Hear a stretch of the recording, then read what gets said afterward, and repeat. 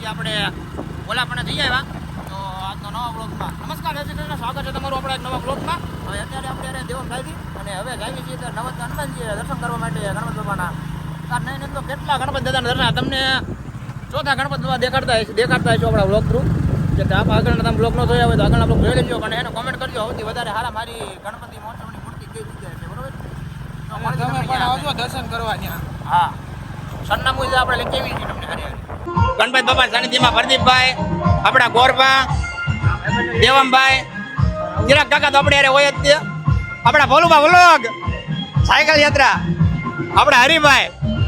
તમે હે ને ભાઈ આ બે ત્રણ વિડીયોમાં આવો હો, કાંઈક કેવા માંગો હોય તમે. અને જો બધા ટાબરિયા ભાઈ માતાજી શીખી રાખે. જો આ બધા છોકરાઓ છે હણકુઈના સવન હણકુઈના હે ભાઈ. આનંદ કરાવશું, જોડાયેલા રહેજો અંત સુધી, તમને મજા આવશે. આજના દર્શન તમને આઈના કરાવવાના નવત હનુમાનજીના. ગણપતિ બાપ્પા મોરયા, મંગલ મૂર્તિ મોરયા, મંગલ મૂર્તિ. મોરયા. બાબુ જય શ્રી રામ, જય શ્રી ગણેશ. આપણી જે સનાતન સંસ્કૃતિ પરંપરાનો જે આ ગણેશ મહોત્સવ થઈ રહ્યો છે, જે આપણી સનાતન સંસ્કૃતિનો ઉજળો વારસો છે, એકતાનું પ્રતીક છે, અને આપણા જે બધા હિન્દુ ભાઈઓ છે એમને બધાને એક કરવાનો તહેવાર એટલે ગણેશ મહોત્સવ. તો આપણી સંસ્કૃતિના પર્વ પર આ જે નવથા હનુમાનજી મહારાજની જગ્યામાં જે ગણેશ મહોત્સવ થઈ રહ્યો છે એના વિશે આપ શું કહેશો? જય શ્રી રામ, ઓમ નમો નારાયણ, જય ગણપતિ બાપ્પા. આપણા મહાન સ્વાતંત્ર્ય સેનાની લોકમાન્ય ટિળકે આ દેશના પ્રજાને એકત્ર કરવા માટે અને ધર્મ વધારવા માટે ગણેશોત્સવનો આયોજનની શરૂઆત કરી હતી.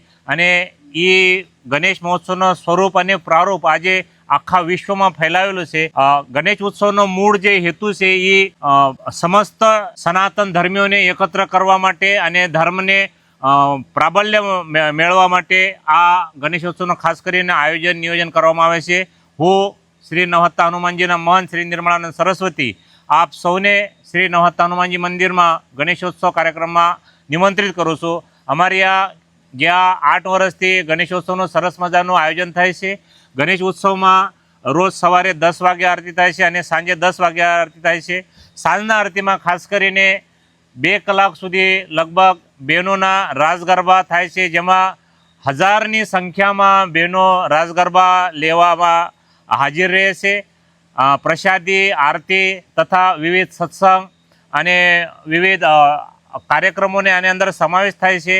એટલે આપ સૌ બોટાદકર વાસીઓને હું શ્રી નવહત્તા હનુમાનજી મંદિર ગણેશોત્સવ મંડળ તરફથી ખાસ કરીને નિમંત્રિત કરું છું કે પધારો, આ ગણેશોત્સવનો લાભ લો અને ગણપતિ દાદાનો જે રિદ્ધિ સિદ્ધિ અને આરોગ્યના દાતા છે એમના આશીર્વાદ પ્રાપ્ત કરો. શ્રી નવહત્તા હનુમાન દાદાના આશીર્વાદ પ્રાપ્ત કરો.